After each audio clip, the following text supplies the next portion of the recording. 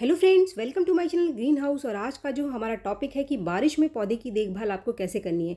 कुछ काम ऐसे हैं जो कि आप बारिश से पहले ही अपने पौधे के अंदर ज़रूर कर लीजिए।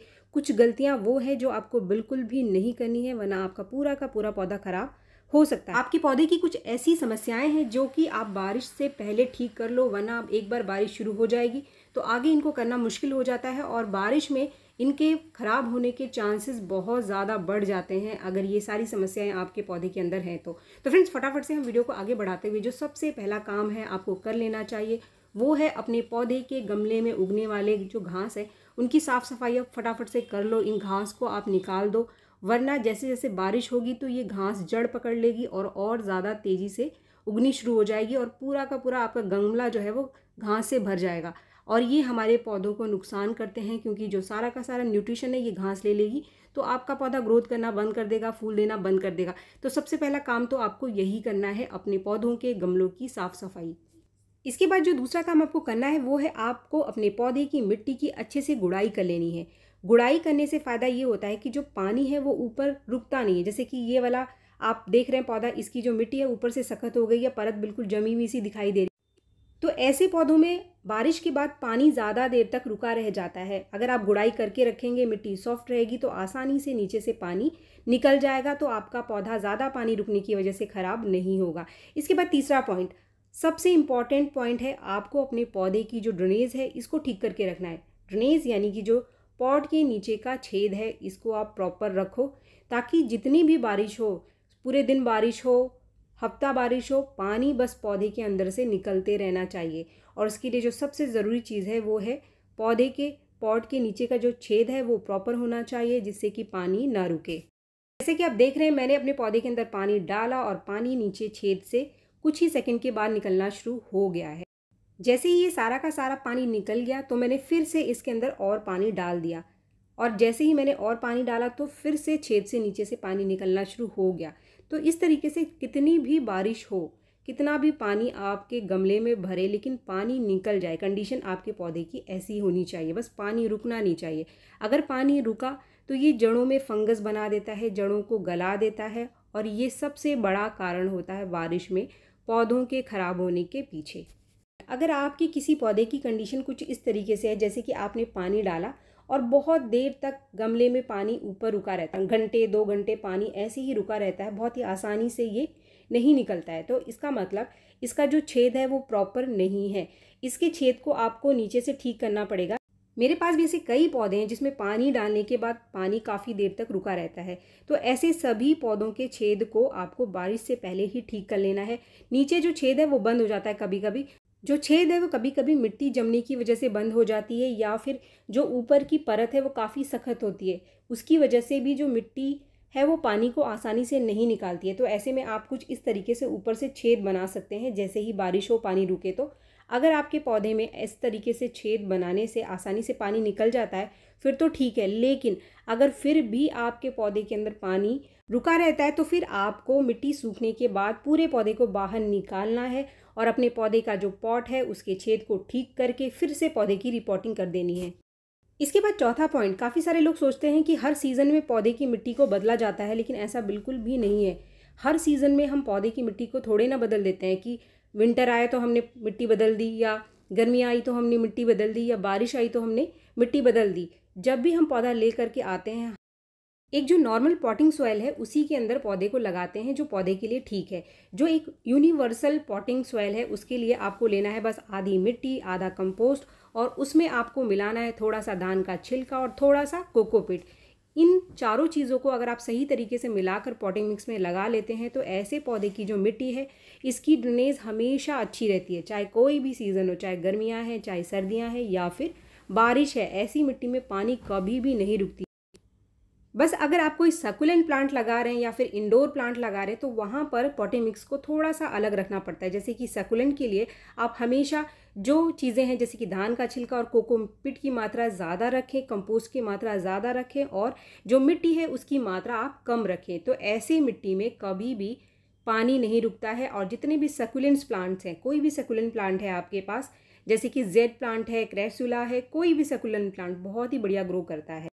तो फ्रेंड्स, बस आप इस चीज़ का ध्यान रखें कि कोई भी एक पर्टिकुलर मिट्टी किसी पर्टिकुलर सीज़न के लिए नहीं होती है, एक अलग सीज़न के लिए अलग मिट्टी, ऐसा बिल्कुल भी नहीं है। आप एक यूनिवर्सल सॉइल मिक्स का इस्तेमाल अपने पौधे की रिपोर्टिंग के लिए करें, चाहे किसी भी सीज़न में आप अपने पौधे को लगा रहे हैं। इसके बाद पांचवा पॉइंट, जो लोग सोचते हैं कि कौन से पौधों को हमें बारिश में रखना है और कौन से पौधों को बारिश से बचाना है, तो इस सीज़न में यानी कि जो गर्मियों के टाइम में आपके आंगन में, आपके गार्डन में जितने भी ऐसे पौधे हैं जो बहुत ही बढ़िया फ्लावरिंग करते हैं, जैसे कि गुड़हल, मोगरा, पोर्टुलाका या फिर विनका, या बहुत सारे ऐसे पौधे हैं जो गर्मियों में बहुत अच्छी फ्लावरिंग करते हैं, गर्मियों में फूल देने वाले पौधे, इन सभी को आप तेज़ धूप में और अच्छी बारिश वाली जगह पे रखें। इसके साथ कुछ पौधे ऐसे हैं जो कि गर्मियों में थोड़ा सा डॉर्मेंट में रहते हैं, जिनकी ग्रोथ स्लो रहती है, ऐसे पौधों को भी आप बारिश में रख सकते हैं। बस ऐसे पौधों की ड्रेनेज आप ठीक रखें, यानी कि जो गुलाब है, गुलाब को भी अगर बारिश में रखेंगे तो इस समय बारिश में अच्छी ग्रोथ करेगा। कुछ पौधे ऐसे हैं जैसे कि सक्यूलेंट्स, तो सक्यूलेंट्स को आप ऐसी जगह पर बिल्कुल भी ना रखें जहाँ पर अगर बारिश हो रही हो तो पूरे दिन की बारिश जो है इसके ऊपर, इसके गमलों में पड़ती रहे। इसमें अगर बहुत ज़्यादा पानी रुकता है, बहुत ज़्यादा पानी की वजह से इसके पत्तों के ऊपर रूट रॉट हो जाता है, पत्ते गलने लग जाते हैं। लेकिन इसको भी पूरी तरीके से आपको बारिश के पानी से बिल्कुल भी नहीं हटाना है। अगर आप चाहते हैं कि आपका जो जेड है वो बहुत बढ़िया ग्रो करे, तो इसके लिए आप इसको पार्शियल बारिश वाली जगह पे रखें, यानी ऐसी जगह पर जहाँ पर जो बारिश का बौछार है इसके ऊपर पड़ता रहे। यानी जितने भी सकुलेंट्स हैं आपके पास, जैसे कि जेड प्लांट या फिर एलोवेरा, अगर इनको भी बारिश का पानी थोड़ा थोड़ा मिलता रहेगा तो ये बारिश में बहुत ही बढ़िया ग्रोथ करते हैं। इनकी कटिंग भी बारिश में बहुत अच्छी तरीके से लग जाती है। इसके अलावा अगर आपने कोई कटिंग को ग्रो करके रखा हुआ है, किसी भी प्लांट की कटिंग है आपके पास, कोई फ्लावरिंग प्लांट है या फिर कोई ऑर्नामेंटल प्लांट है जिनकी कटिंग को आपने ग्रो कर रखा है, ऐसी कटिंग को भी अगर बारिश का थोड़ा थोड़ा पानी मिलता रहेगा तो ये कटिंग बहुत ही तेज़ी से ग्रो करते हैं। जैसे कि मैं आपको दिखा रही हूँ, ये वाली जो कटिंग आप देख रहे हैं, ये कटिंग मेरी लग गई है, इसके सारे के सारे जो पत्ते हैं वो झड़ चुके हैं। ये देसी गुड़हल की कटिंग है, लेकिन अगर इसको आप ऐसी जगह पे रख दोगे जहाँ पर बारिश इसको थोड़ी थोड़ी मिलती रहे तो बहुत ही तेज़ी से ये पत्तों को निकालेगा। यानी कटिंग के लिए भी बारिश एक बहुत ही बढ़िया समय है कटिंग को ग्रो करने के लिए। अगर आपके पास कोई ऐसा पौधा है जिसके कि सारे के सारे पत्ते झड़ चुके हैं किसी भी वजह से, लेकिन आपके पौधे की जो ब्रांच है वो हरी है, इसका जो जड़ें हैं वो बिल्कुल ठीक है, तो ऐसे पौधे को अगर आप बारिश में रखोगे तो ये बहुत ही तेज़ी से नए पत्ते निकालता है, क्योंकि बारिश से इसके जो तने हैं इसके ऊपर लगातार मॉइस्चर बना रहता है और ये तेज़ी से नए पत्तों को निकालता है। तो अगर आपके पास कोई ऐसा पौधा है जो बिल्कुल भी ग्रोथ नहीं कर रहा है, लेकिन इसकी जो टहनियाँ हैं हरी है, ब्रांचेस हरी हैं, तो ऐसे पौधे को आप बारिश में ज़रूर रखो। इसके बाद छठा पॉइंट, अगर आपके पास कोई ऐसा फ्लावरिंग प्लांट है या फिर कोई ऐसा पौधा, जैसे कि ये आप देख रहे हैं ये कड़ी पत्ता है, तो कड़ी पत्ता अगर आपका इसमें लंबी लंबी ब्रांचेस है और आपका पौधा घना नहीं है तो आप इसकी टिप प्रूनिंग बारिश में अगर आप कर देंगे तो ये बहुत ही तेज़ी से नए ब्रांचेस को निकालेगा। और जो आपका कड़ी पत्ता एक पतला सा ब्रांच है, एक छोटा सा पौधा है और एक ही ब्रांच है जिसके अंदर वो बहुत सारी ब्रांचेस को निकालेगा, यही काम आप ऐसे पौधों पर भी कर सकते हैं। यानी कि कोई फ्लावरिंग प्लांट है आपके पास और उसमें सिर्फ लंबी लंबी ब्रांचेस है और वो फूल नहीं दे रहा है, तो उस सभी पौधों के टिप को आप कट कर दो।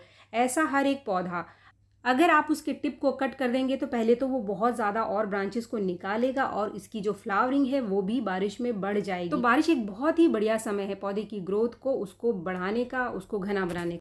इसके बाद सातवां पॉइंट, जैसे जैसे आपके एरिया में बारिश बढ़ेगा तो मॉइस्चर बढ़ जाता है पौधों के ऊपर, बहुत देर तक पत्तों के ऊपर पानी पड़ा रहता है। मॉइस्चर बढ़ने से कीड़े और फंगस पौधे के ऊपर बढ़ने शुरू हो जाते हैं। जैसे कि आप देख रहे हैं गुड़हल के पौधे के ऊपर मिली बग बहुत ही आसानी से इस सीज़न में आकर के लगते हैं जैसे ही बारिश शुरू होगा।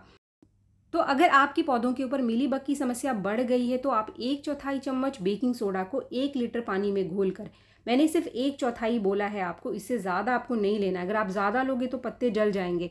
1/4 चम्मच बेकिंग सोडा को 1 लीटर पानी में घोल करके जहाँ पर भी ये मिली बग लग रहा है सीधे इसके ऊपर आप स्प्रे कर दो। या फिर जो सबसे बढ़िया तरीका है बारिश में कीड़ों से, फंगस से पौधों को बचाने का, वो ये है कि आप 1 चम्मच नीम ऑयल को 1 लीटर पानी में घोल करके हर हफ्ते अपने सभी पौधों के ऊपर स्प्रे कर दो आप, और रेगुलर इस काम को आप पूरी बारिश करते रहो। कभी भी आपका एक भी पौधा इनके ऊपर कीड़े नहीं लगेंगे और पूरी बारिश आपका पौधा हरा भरा बना रहेगा। इसके बाद है हमारा आखिरी पॉइंट जो है खाद। तो कौन सा खाद आप बारिश में अपने पौधों को दे सकते हैं, कब खाद आपको देना है और कब खाद आपको अपने पौधों के ऊपर बिल्कुल भी नहीं देना है। तो फ्रेंड्स, कब आपको अपने पौधों के ऊपर बिल्कुल भी खाद नहीं देना है? अगर आपके पौधे के अंदर बारिश होने के बाद मिट्टी बहुत ज़्यादा गीली है तो कभी भी आप गीली मिट्टी में अपने पौधों को कोई भी खाद ना दो। अगर लगातार बारिश हो रही तब भी कोई खाद देने का फ़ायदा नहीं है, तो उस कंडीशन में भी आप कोई भी खाद ना दो। जब बारिश रुके और आपके पौधे की मिट्टी कुछ इस तरीके से सूख जाए तभी आप खाद इसको दो। तीसरा पॉइंट, कभी भी ऐसे पौधे में खाद आप ना दो जिसमें बहुत देर तक पानी रुका रहता है।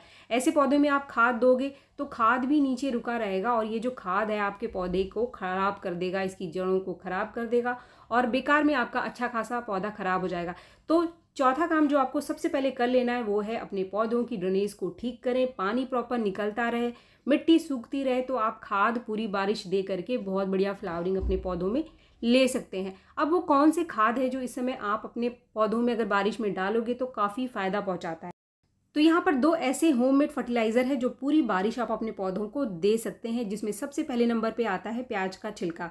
फ्रेंड्स, प्याज के छिलके का फर्टिलाइज़र मिट्टी सूखने के बाद आप अपने सभी फूलों वाले पौधों को दे सकते हैं। वह ऐसा इसलिए क्योंकि जो प्याज के छिलके हैं इसके अंदर बहुत अच्छी मात्रा में सल्फ़र पाया जाता है।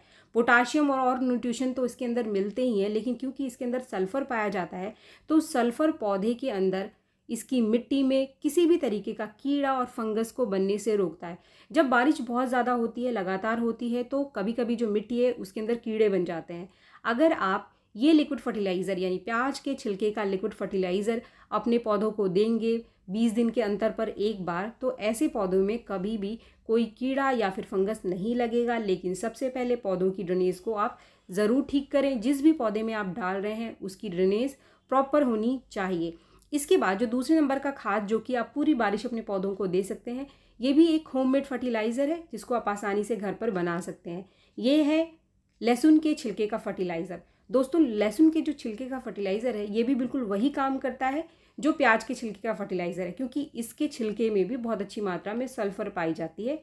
सल्फ़र एक इंसेक्टिसाइड का काम भी करता है और सल्फर क्लोरोफिल बनाने में भी पौधे की मदद करता है। तो जिस भी पौधे में आप चाहे प्याज के छिलके का फर्टिलाइज़र डालो या फिर ये लहसुन के छिलके का फर्टिलाइज़र डालो, ये दोनों ही फर्टिलाइज़र आपके पौधे की ग्रोथ को बढ़ाएंगे, हरा भरा बना करके रखेंगे और मिट्टी में किसी भी तरीके के कीड़े को पनपने से ये रोकते हैं।